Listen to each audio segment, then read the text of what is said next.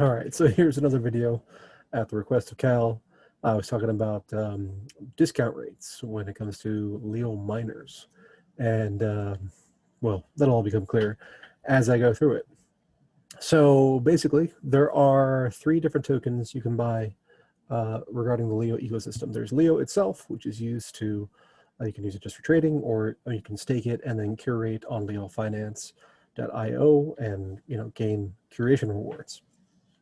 Or you can buy the Leo miners. There's 2 Leo miners. There's Leo M and there's Leo MM.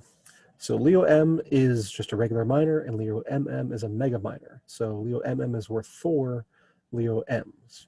And basically, they give you a shot at 15% of the rewards pool. So we did a little checking today, and the potential maximum reward is for the whole day is 5,472. Now, a lot of days it's less than that because there's block timing issues, or over time, the amount of inflation gets cut by 7% a year, and but 5,472 is the theoretical maximum per day. So the way Leo is structured is that 15% of the Leo that's produced every day gets sent to the miners and are distributed amongst the amongst those who have miners staked. Now, it's not evenly distributed. It's a random competition. So I checked the figures. There's 150,000 Leo M miners, and then there's 15,285 in mega miners. So the 15,285 have a weight of 4 compared to 1. So net effect, there's 211,140 potential mining claims. So every time the claims get paid out, then it picks one of those.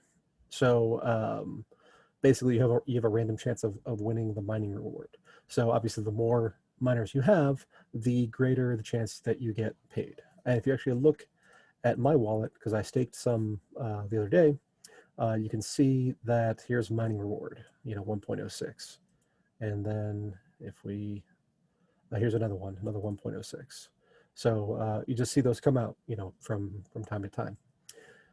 So I was thinking to myself, what is the discount rate? What are people actually paying, for those? So I did some math, and as I like to do. So 5,472, 15% of that is 820 per day, potential max, and then that goes down over the years because the amount of inflation goes down over the years by that 7% factor.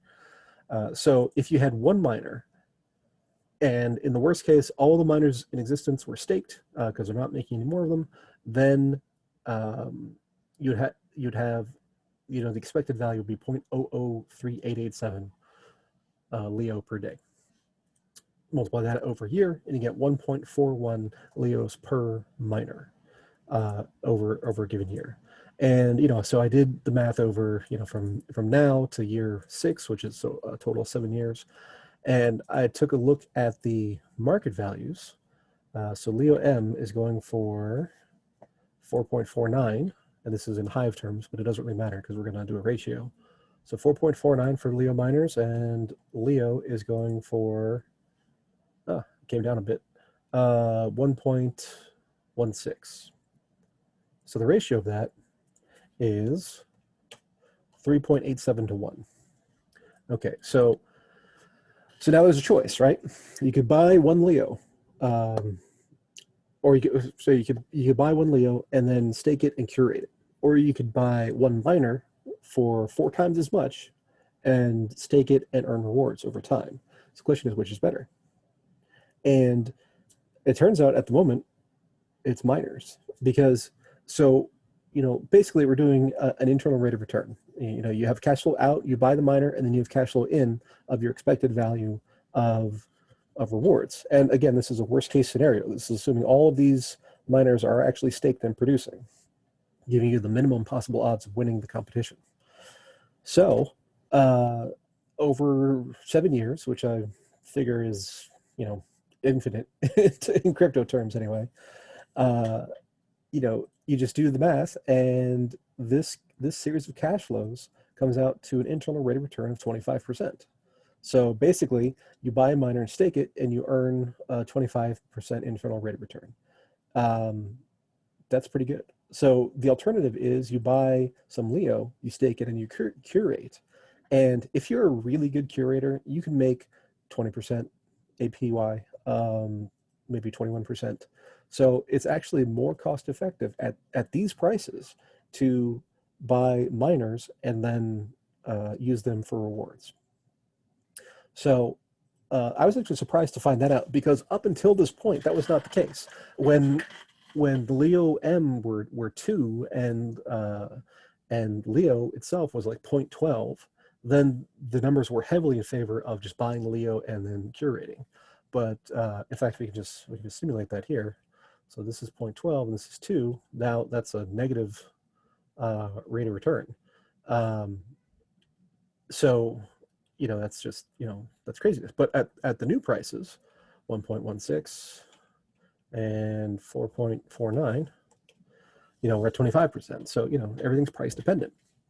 So, what happens as Leo appreciates in price, which is what I expect it to do, then if the Leo miners stay the same price, then they become more and more attractive. So Leo rises in price, Leo M becomes more attractive, so then market forces should push that up.